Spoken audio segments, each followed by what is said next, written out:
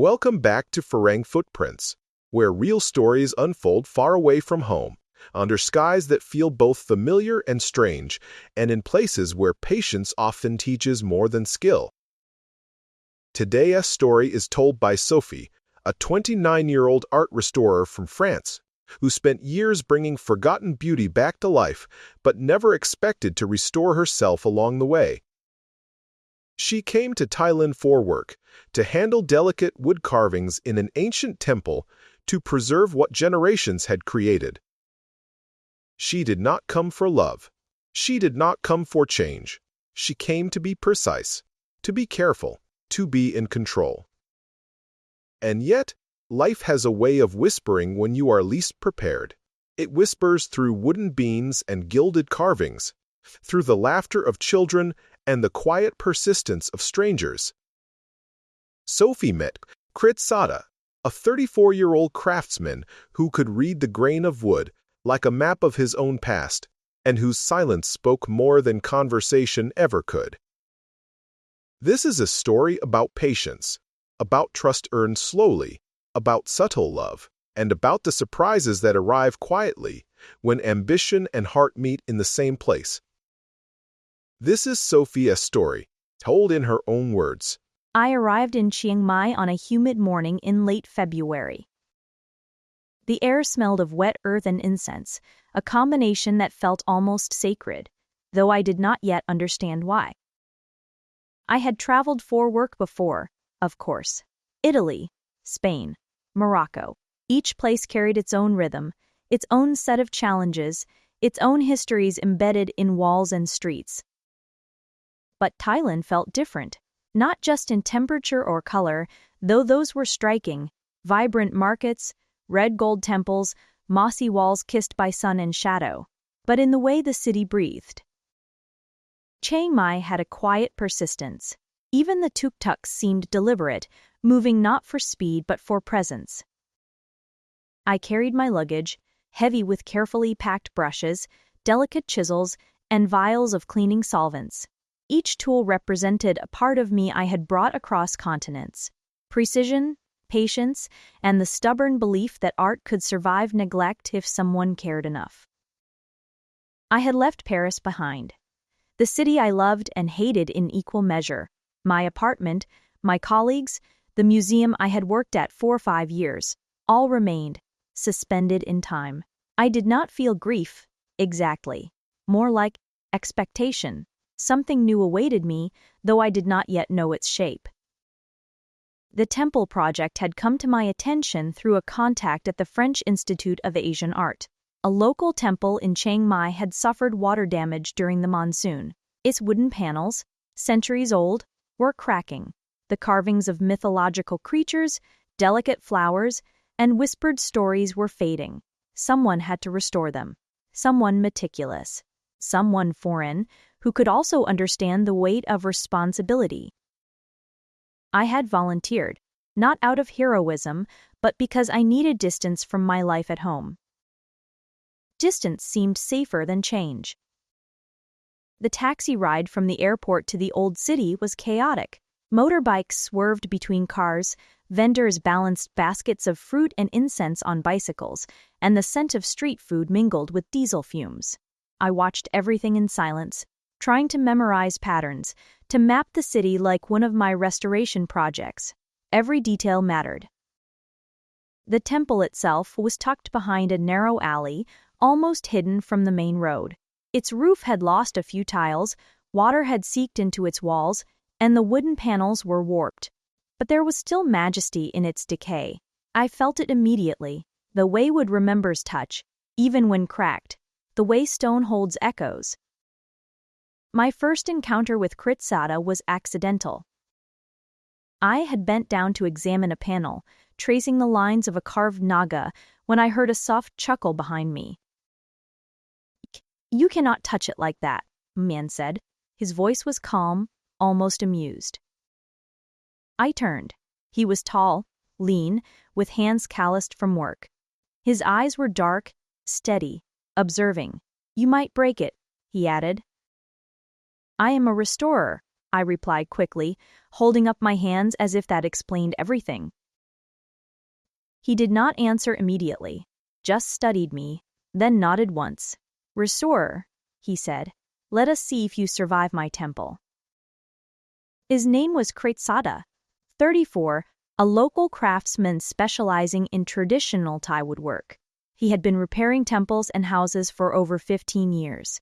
Quiet, precise, and immensely skilled. We spent the next hour walking around the temple, him pointing out weak panels, me noting the damage, trying not to seem inept. There was a rhythm in his movement, deliberate, careful. He touched the wood as if speaking to it, not judging it, simply asking it to cooperate. I realized immediately that this was not someone easily impressed. He respected skill, but he respected caution more. Lunch was street food. I had sticky rice and grilled chicken.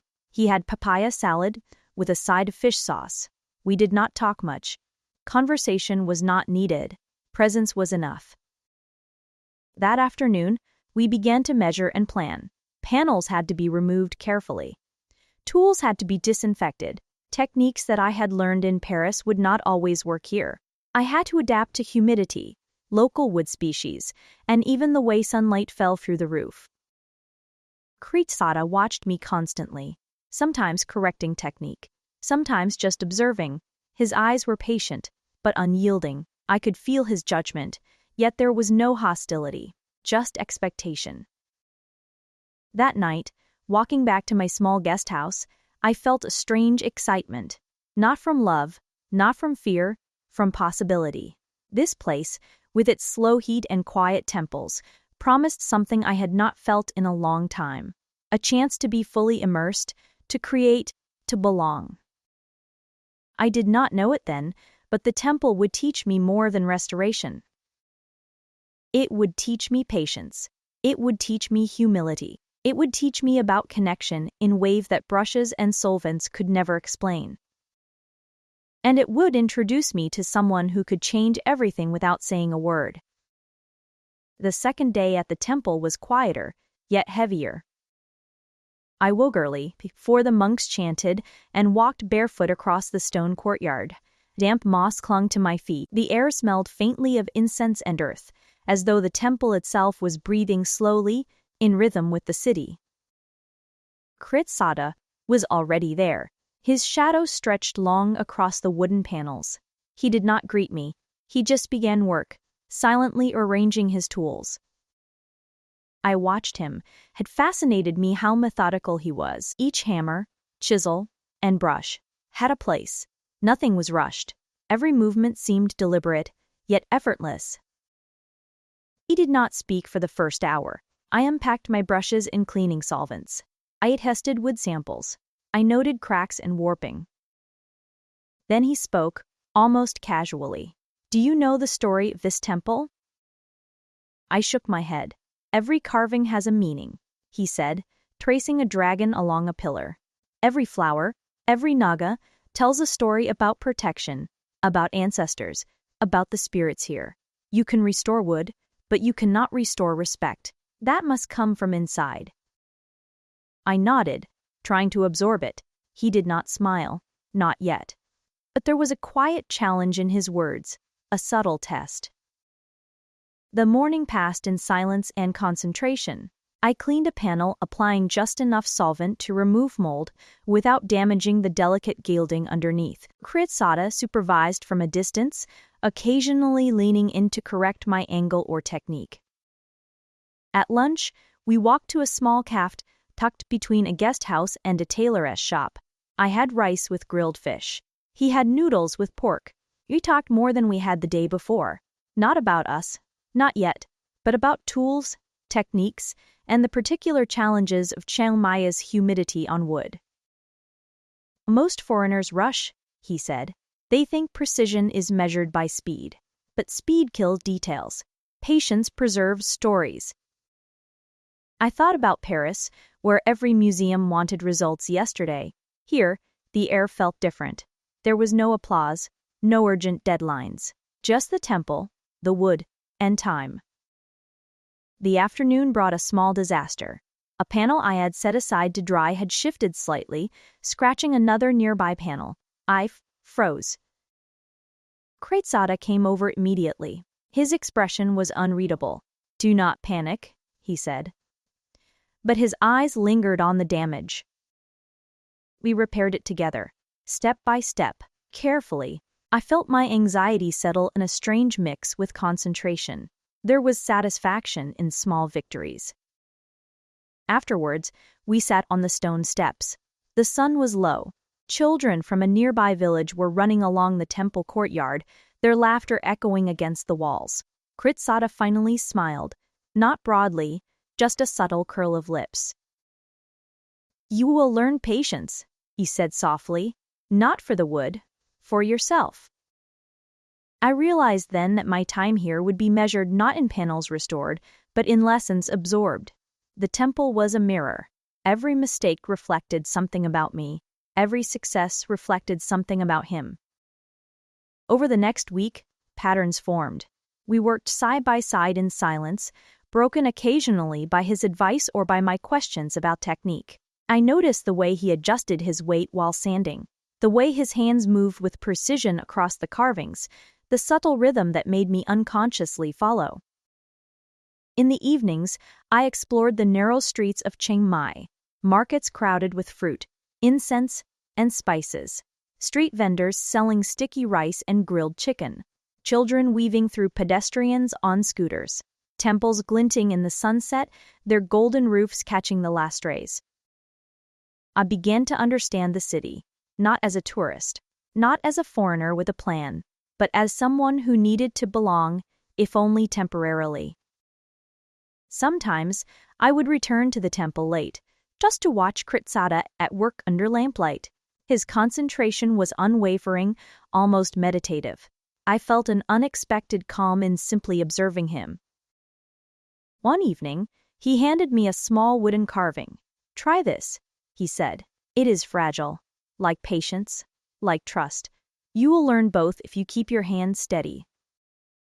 I took the piece with reverence, careful not to drop it. As my fingers traced the carvings, I felt a connection, not just to the wood, not just to the temple, but to the quiet, steady presence beside me. By the end of the week, we had begun repairing several key panels together. Progress was slow, painstaking, but tangible. And I realized something I had not expected. I was beginning to care, not loudly, not urgently, but quietly, for the temple, for the craft, and, most unnervingly, for the man who had taught me that patience was worth more than perfection. Chiang Mai was no longer just a workplace. It was a place of transformation, and I, despite myself, was at the center of it. The week had city a settle into rhythm. Panels restored, dust swept, tools cleaned and returned to their rightful places. I began to feel confident, competent, even. Then it happened. A small disaster. One of the panels I had carefully restored went missing. I noticed it in the late afternoon, just as the sun gilded the temple walls. A delicate carving of a lotus, polished and ready to be reinstalled, was gone. Panic rose in me. Not fear exactly, panic. I scanned the room. The shadows of wooden pillars stretched long across the floor. I retraced every step, every movement I had made that morning. "Kritsada," I called. My voice trembled more than I expected. He came immediately, calm as always. His eyes narrowed slightly as he took in the empty space. "Did you remove it for inspection?" he asked, in that soft, precise tone he always used. "I left it exactly where it was," I said, my words stumbling over each other. We began searching together. Floorboards, corners, the storage room, even the small courtyard outside. Kritsada did not raise his voice, did not accuse me, but his silence spoke volumes. The minutes stretched into an hour. Sweat collected at my hairline. My hands were sticky from the solvent I had used hours ago, and yet I could not find the panel. Finally, I found it. It had fallen behind a loose beam, wedged precariously, but undamaged. Relief flooded me there in embarrassment. Kritsada raised an eyebrow, but said nothing, just handed me the panel. Careful, he said softly. Even small mistakes matter here. Even small mistakes teach us humility. I nodded, biting my lip.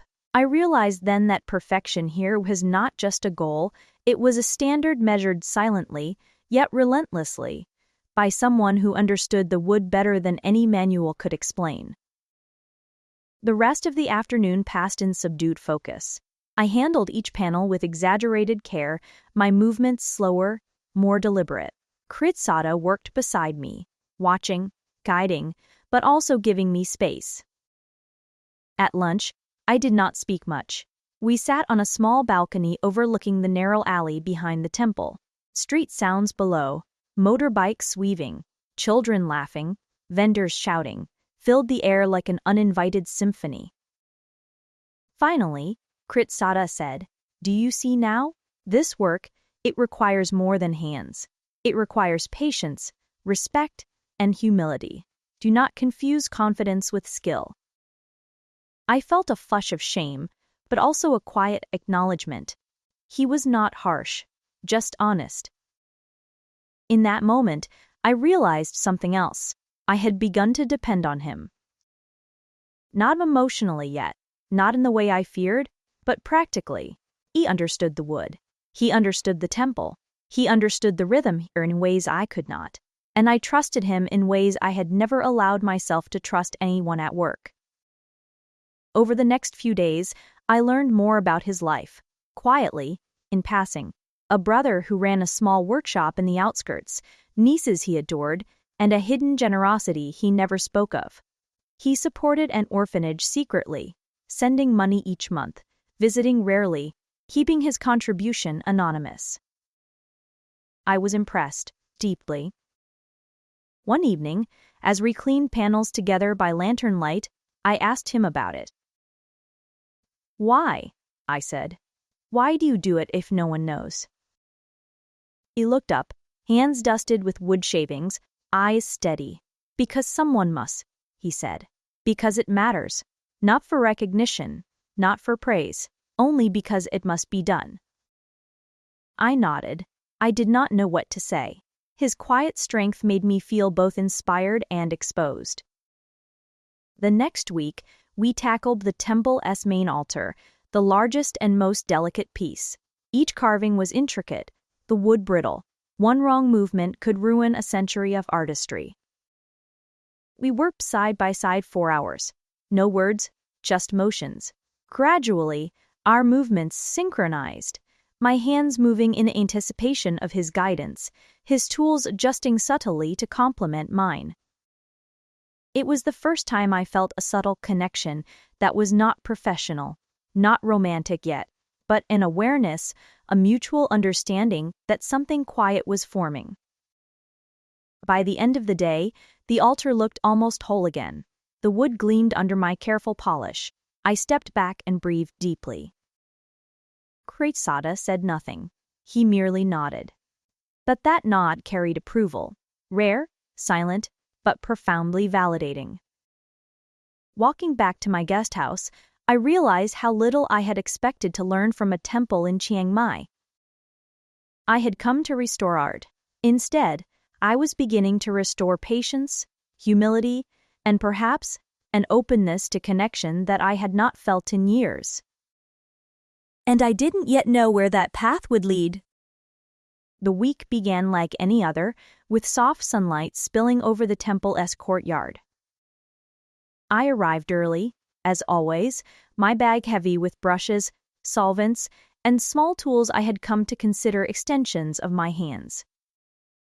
Kritsada was already there, kneeling beside the main altar, inspecting a panel with his trained eyes. "Morning," I said softly. He did not look up immediately, just nodded, still focused. The silence felt comfortable, like a rhythm I was slowly learning to follow. The first disaster of the day was not mine. A piece of the altar's upper frame, weakened by water damage, cracked as Kritsada applied pressure to lift it. I froze, heart pounding. Careful, I whispered, rushing forward. He held the fragment in place with a steadiness I could never match. It is fragile, he said, voice low, but we can fix it, together. Working side by side, we carefully stabilized the piece, each movement measured, precise. Sweat ran down my back, my arms ached, but the satisfaction of repair was immediate and tangible. Once the piece was secure, we stepped back. Kritsada said quietly, a rare smile flickered across his lips. Not perfect, but good. I realized that day that perfection was not what mattered. Stability, attention, and care mattered. Later, as the sun climbed, the temple's shadows shifted across the walls. The light highlighted details I had overlooked, a carving of a guardian lion, a pattern of vines curling delicately along a beam, the faint fingerprints of artisans long gone. Kritsada noticed my gaze. You see what others miss, he said. That is good, but do not let it distract you. Respect what is here, not just what you notice. I nodded, understanding. Every detail was a story, and every story demanded attention.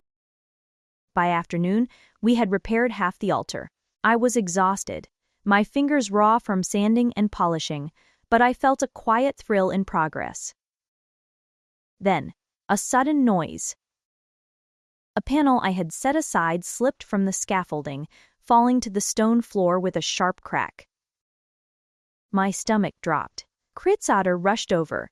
His eyes were calm but intense. Was it you? He asked, barely above a whisper.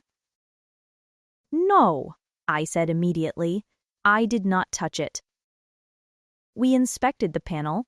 A small piece had chipped irreparably. The silence stretched. I felt my chest tighten. I had failed, not just technically, but morally. A restorer must protect, not destroy. Kritsada did not speak for a long moment. Then he said quietly, sometimes damage is unavoidable. What matters is what you do after. He guided me in repairing the piece as best as possible. Each stroke, each touch deliberate. My hands shook, but his presence steadied me. As we worked, I realized something subtle, but undeniable.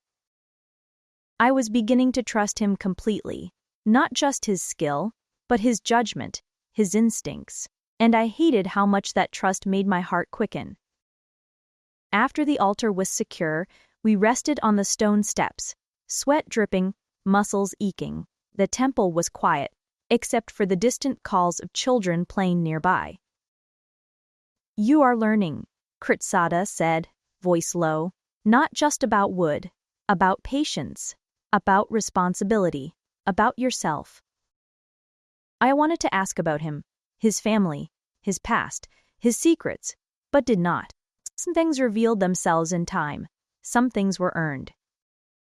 That evening, back at my guest house, I reflected on the day. The temple was more than a project. It was a living entity. Every crack, every repair, every piece of dust mattered. And Kritsada was its quiet guardian. I realized that our collaboration was fragile. One misstep, one misunderstanding, could undo the trust slowly forming between us.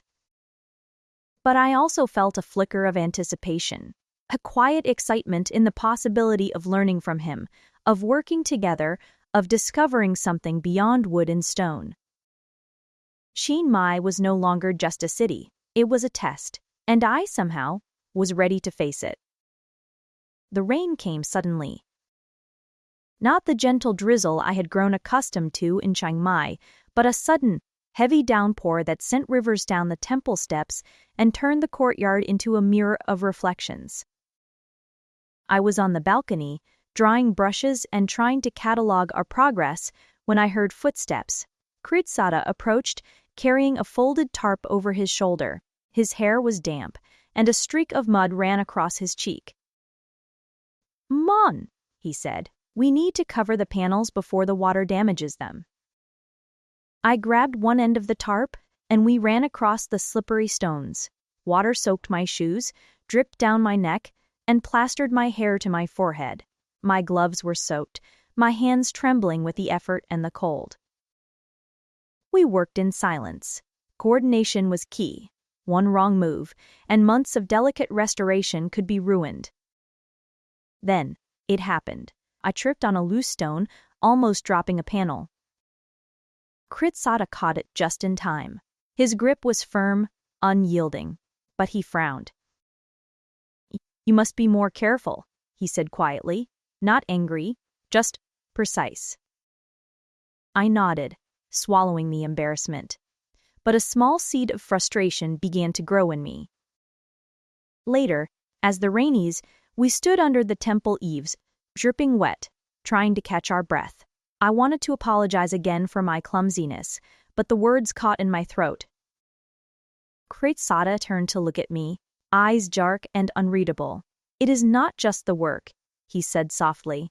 "It is attention, discipline. Do you understand?" "Yes," I whispered, but in that moment, I realized there was more than discipline between us, something fragile, unspoken, hovering at the edges of our interaction. The next day brought a misunderstanding that tested our quiet trust. A local artisan, unaware of our work schedule, removed one of the restored panels to show it to a visiting collector. I discovered it missing when I arrived, heart sinking. Kritsada assumed I had moved it without telling him. "Why did not you secure it?" he asked, tension threading his voice. "I did not," I protested. "I did not touch it." We spent hours tracking down the panel, which had been carefully preserved by the artisan. It was unharmed. Relief flooded me, but so did the awareness of fragility. A single assumption, a single misstep, could erode trust that had taken days to build. After the panel was returned, we did not speak much. Instead, we worked in deliberate silence, letting the rhythm of restoration speak for us. I began noticing small things about him. The way he adjusted the angle of a panel with fingertips alone, the faint scar on his wrist from years of carving, the calm patience in his gaze that contrasted so starkly with my anxious energy. And I began noticing myself. My heart fluttered at a glance. My hands lingered longer over the wood when he watched. My thoughts wandered to him at night, replaying our work, the subtle tension, the quiet companionship. One afternoon, he brought me tea. Sweet, hot, fragrant. He placed it gently on a low stool beside me. "Drink," he said. "You need it." I drank, grateful for the warmth, grateful for the gesture, and for a moment, the world felt simple, but complexity was never far behind. Later that week, we visited a nearby market to buy materials for a new panel. Crowds pressed around us, vendors shouted prices, and the smell of grilled meat and incense mingled in a heady, dizzying way. As we navigated the narrow aisles, a man brushed past Kritsada, bumping him roughly. Kritsada turned, voice low but sharp. "Watch yourself," he said. The man grinned, unbothered, and walked on. I realized then that Kritsada was not just careful with wood, he was cautious with life, protective, vigilant, even when it went unnoticed. That evening, as we returned to the temple, the sky was painted with the colors of sunset. Gold and crimson reflected in the gilded carvings. I felt an unexpected warmth in my chest. I wanted to tell him I admired him for skill, patience, and quiet strength, but the words felt fragile, easily lost. Instead, I smiled, and he returned it, subtle, almost imperceptible. That night, I lay awake in my guest house, listening to distant traffic, the hum of cicadas, and the occasional bark of a dog. I realized that trust, like restoration, was built slowly. Mistakes did not destroy it, but misunderstandings tested it. And I was beginning to understand that some bonds, quiet, steady, unspoken, could be stronger than any mistake, any misunderstanding, any storm. Chiang Mai was no longer just a city. It was a place of subtle lessons. and I was learning them. The mornings in Chiang Mai had taken on a rhythm of their own. The temple awoke with me. Birds call from the roof lines, stray cats wove between pillars, and the faint smell of incense lingered in the courtyard. Kritsada arrived before I did, as always, his hands already moving through the day's tasks. There was a quiet strength in his presence, the kind that made chaos feel orderly. Today, he handed me a small bundle of sketches. "These are the plans for the new panels," he said. His voice was calm, but there was a subtle pride in his tone.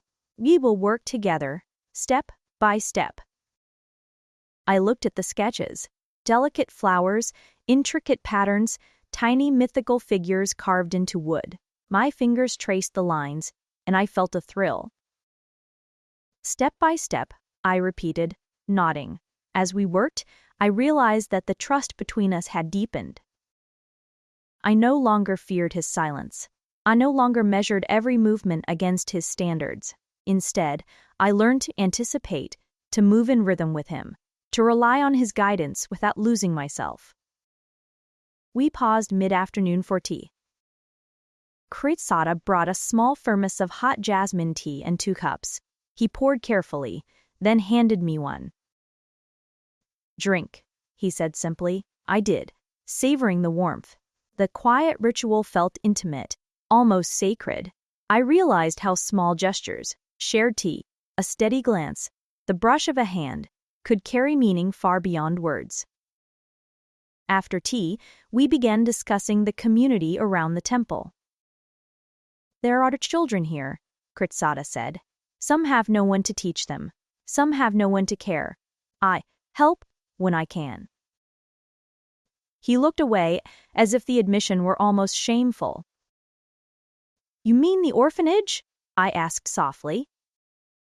He nodded, eyes focused on a distant panel. I tried to remain anonymous. "They do not need me to be known. They need support." I was struck.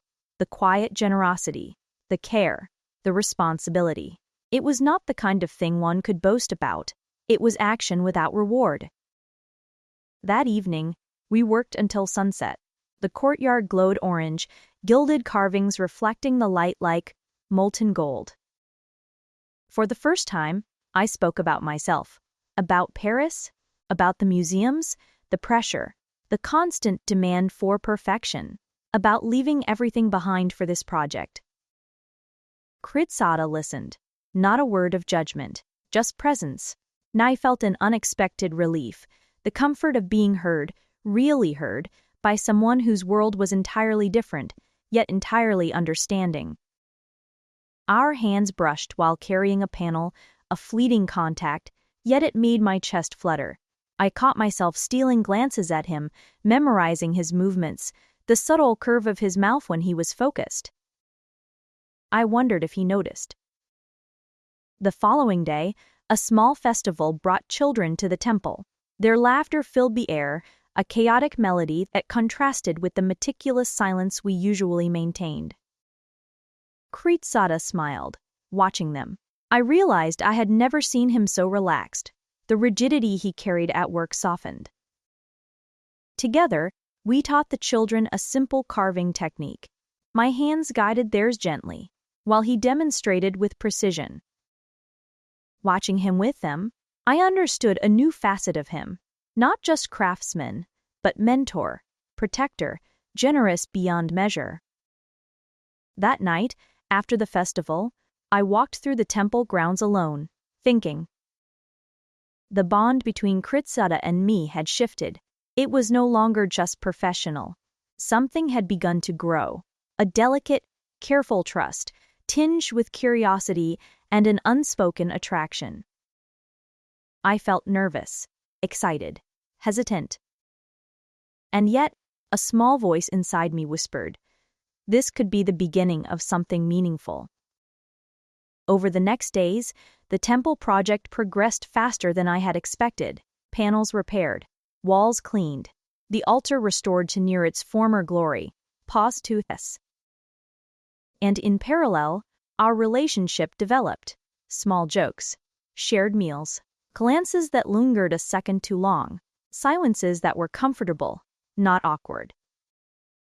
One afternoon, while sanding a delicate panel together, our hands touched deliberately. I felt warmth spread through me, awareness of his nearness, and an unspoken acknowledgement of our connection. Yet, shadows remained. The misunderstandings, small frustrations, and unspoken words hovered just beneath the surface. We were building more than a restored temple. We were building a fragile bridge between two worlds, two hearts, two lives. As the sun dipped behind the rooftops of Chiang Mai, I realized that trust and connection were like restoration itself, slow, patient, requiring care, attention, and humility. And I, more than ever, was willing to invest myself completely, not knowing where this path would lead, but eager to find out. Chiang Mai was no longer just a place of work. It was a place of transformation, and I was finally ready to step fully into its lessons. It was mid-morning when the first warning appeared. A monsoon storm had passed overnight, and the temple courtyard was slick with rain. Small puddles reflected the gilded carvings, turning them into distorted, shimmering images. I had come early, as usual, to inspect the panels and prepare for the day's work. Kritsada arrived shortly after, carrying his tools and a calm expression that belied the urgency in the air. "The northern panel shows water damage," he said quietly. "If we do not reinforce it, it may crack completely." I followed him, heart tightening. This was the main panel, the centerpiece of the altar, the one most visible to visitors. We began work immediately, measuring, sanding, reinforcing. Every motion had to be precise. The wood was delicate, the carvings intricate. One wrong move could undo weeks of labor. Halfway through, the scaffolding creaked under my weight. I froze. My hands hovered over the panel, terrified of causing irreversible damage. Kritsada noticed immediately. He moved beside me, steadying the beam, his hands brushing mine. "Breathe," he said. "Trust yourself. Trust me. We do this together." I inhaled slowly. His calm presence steadied me. We worked in silence, our movements synchronized, hands moving as if guided by a single purpose. Hours passed. Sunlight shifted through the temple, highlighting dust motes in the air, reflecting on golden panels. The northern panel was now stable, a small victory, yet monumental in its significance. But the challenge was not over. Later that afternoon, a misunderstanding threatened the fragile trust we had built. A local official arrived unannounced. He demanded to inspect the work and suggested changes to the restoration methods, arguing that our techniques were too slow. He questioned Kritsada's experience and my foreign expertise. I felt my stomach twist. I wanted to defend him, defend our work, but words failed me. Kritsada stepped forward, voice low but firm. "This is how we preserve the temple," he said. "Not hastily, not carelessly. This work requires patience and respect." The official scoffed, leaving a tension in the air that did not dissipate easily. I noticed Kritsada's jaw tense, his eyes hardening. We returned to our work in silence. The day had grown heavier, yet as we sanded and polished, repaired and reinforced, I realized something remarkable. Trust was not about avoiding challenges. It was about facing them together. As the storm clouds gathered again in the late afternoon, I found myself glancing at Kritsada more often than I realized. His focus, his patience, his quiet strength, it had become a lifeline in the chaotic rhythm of the temple. Finally, after a long day, we sat on the stone steps, exhausted, hands and clothes streaked with dust and mud. "You did well today," Kritsada said quietly. His voice carried a warmth I had not heard before. "Together," I corrected instinctively, smiling faintly. He looked at me then, really looked, and for a moment, the air between us shifted. No words were needed. The acknowledgement was mutual, silent, profound. Over the next few days, we faced smaller trials, a misplaced panel, a miscommunication with a local artisan, even a minor flood in the courtyard. Each challenge tested our patience, our skills, our growing bond. And with each trial, I noticed the subtle ways we began to rely on each other. His glance when I hesitated, my hand covering a small mistake before he noticed. The unspoken coordination of movements, the quiet reassurances. I realized that this trust, built day by day, panel by panel, was becoming something more than professional, something tender, quiet, unspoken. One evening, after the sun dipped behind the mountains, we walked to the small market near the temple. Lanterns glowed softly, vendors called out prices, and the smell of grilled meat and incense filled the air.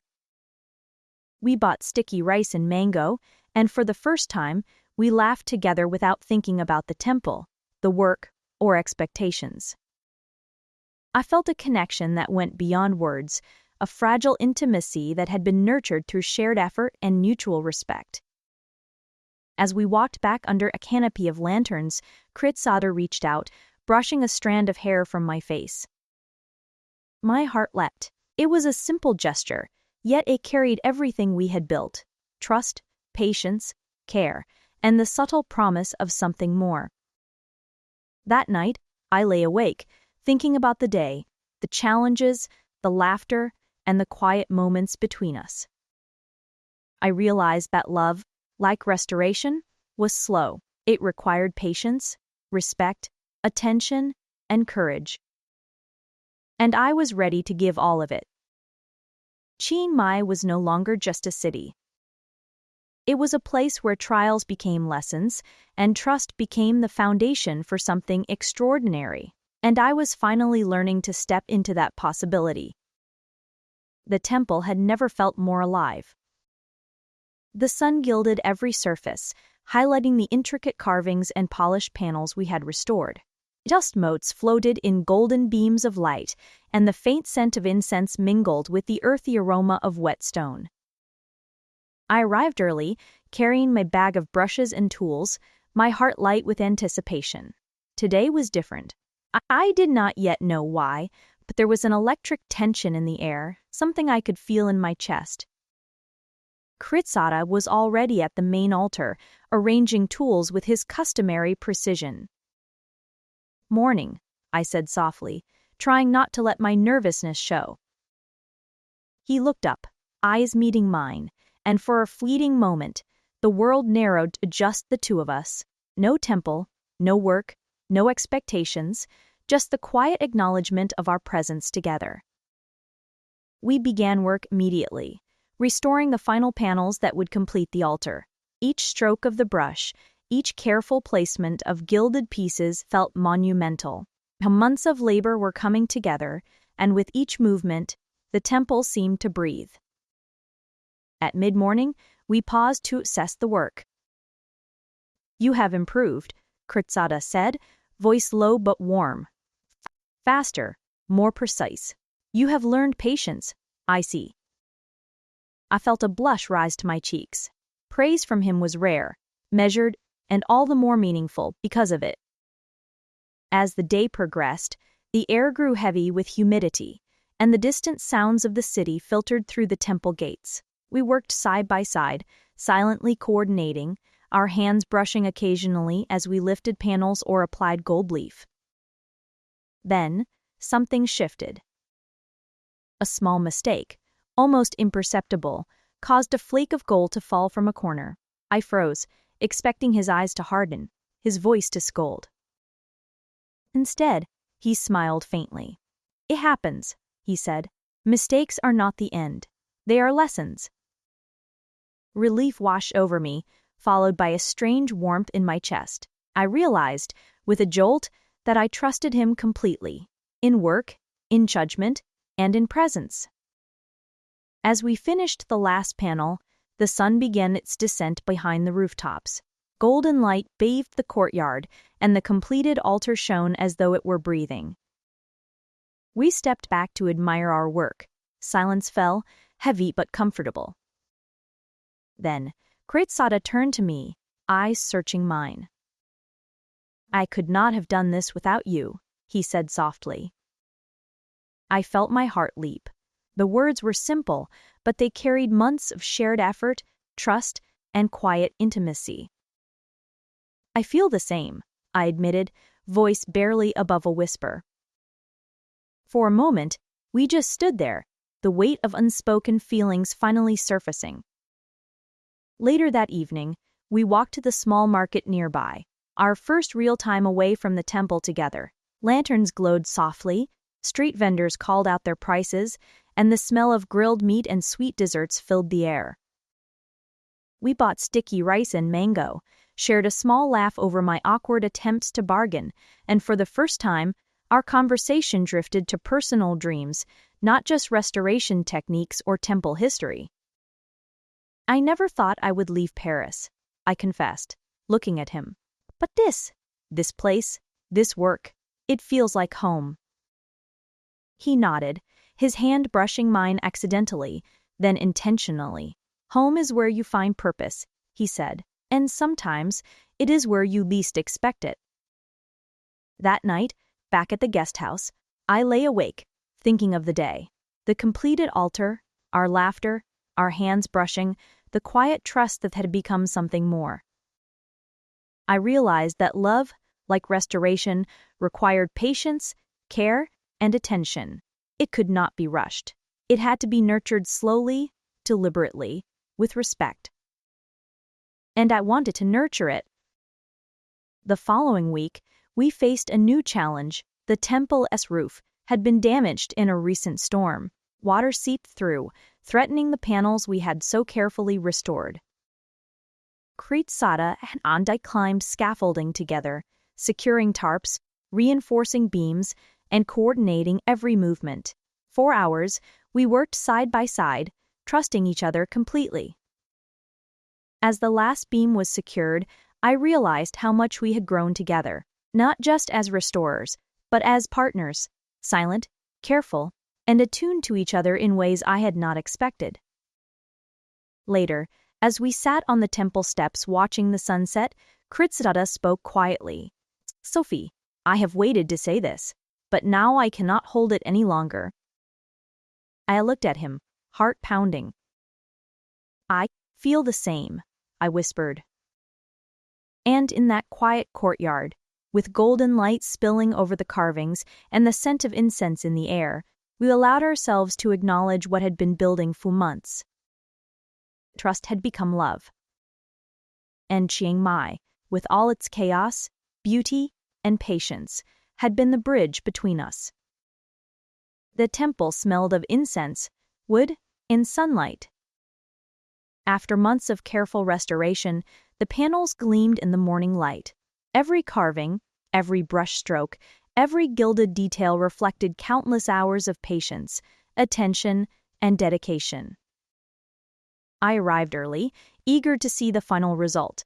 Kritsada was already there, kneeling beside the main altar, his hands resting lightly on a restored panel.